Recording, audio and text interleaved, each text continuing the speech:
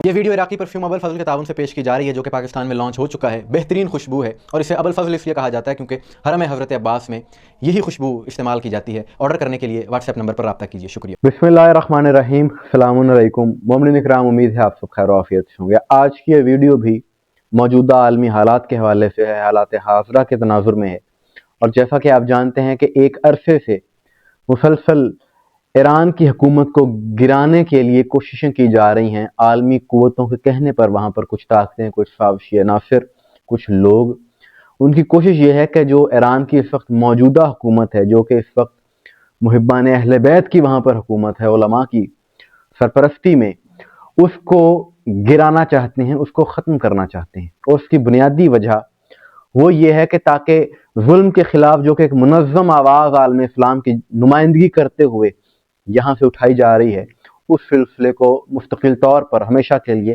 ختم کر دیا جائے۔ اس لیے یہ سارا کچھ کیا جا رہا ہے۔ اور گزشتہ 1.5 ہفتے سے جو مسلسل وہاں پر کچھ ہوتا رہا، اس میں وہ لوگ ناکام رہے، اس میں یہ عالمی طاقتوں کے اعلی کار ناکام ہوئے ہیں۔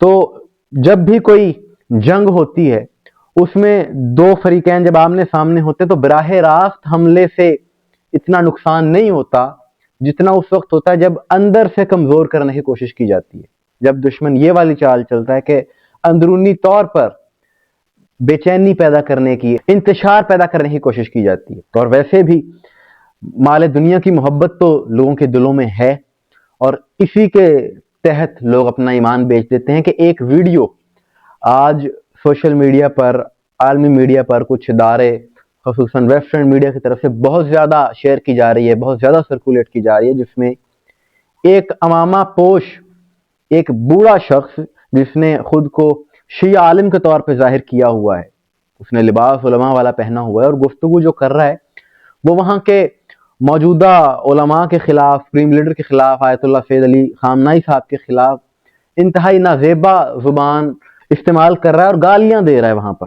اور یہ سب کچھ کس لیے کیا جا رہا ہے؟ یہ ظاہر کیا جا رہا ہے اس ویڈیو کے ذریعے کہ جی یہ دیکھیں جی وہاں کے شیعہ علماء بھی موجودہ حکومت کے خلاف ہیں، جبکہ اس شخص کا کوئی ریکارڈ موجود ہی نہیں ہے۔ اس حوالے سے تحقیق کی ہے، ریسرچ کی ہے، وہاں کے کچھ دوستوں سے معلومات حاصل کرنے کی کوشش کی، تو ان کا کہنا ہے کہ اس ویڈیو کے متعلق بھی وہاں کے اداروں نے بھی یہ کہا ہے کہ یہ شخص، اس کو کوئی وہاں پر جانتا ہی نہیں، اس کی کوئی حیثیت ہی نہیں، یہ ایسے ہی ہے جیسے کسی کو بھی اٹھا کر اس کو لباس پہنوا کر اس سے کچھ مرضی بلوا دیا جائے۔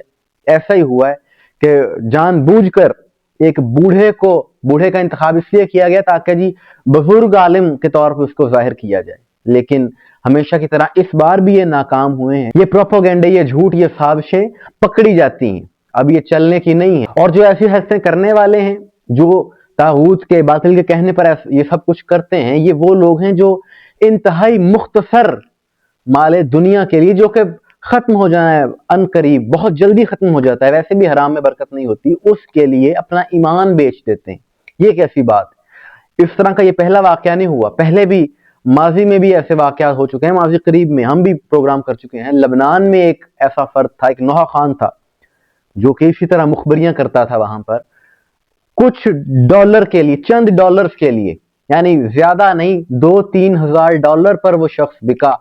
اور وہ کرتا یہ تھا کہ جہاں نوحہ پڑھنے جاتا تھا وہاں پر جا کر مخبری کر دیتا تھا، مقاومت کی تحریک میں شامل نوجوانوں کی مخبری کر دیتا تھا دشمن کو۔ پھر بالآخر پکڑا گیا، وہ مال دنیا بھی کام نہ آیا، دنیا میں بھی رسوا ہوا، اور آخرت کا جو عذاب خریدا وہ اپنی جگہ پر۔ اسی طرح سے یہ سارے معاملات ہوتے ہیں یہاں پر بھی۔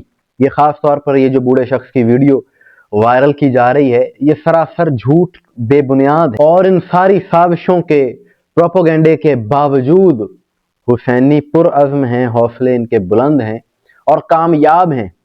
اور رہبر معظم کا بیان بھی منظر عام پر آ گیا کہ جب بہت زیادہ یہ بات کہی گئی میڈیا کے ذریعے، یہی بکاؤ میڈیا، کہ جی فرار ہو جائیں گے، ایران چھوڑ کر کہیں چلے جائیں گے، تو انہوں نے کہا کہ میں حضرت عباس علیہ السلام کے پرچم کے سائے میں ہوں، میں کسی اور کے پرچم تلے نہیں جاتا۔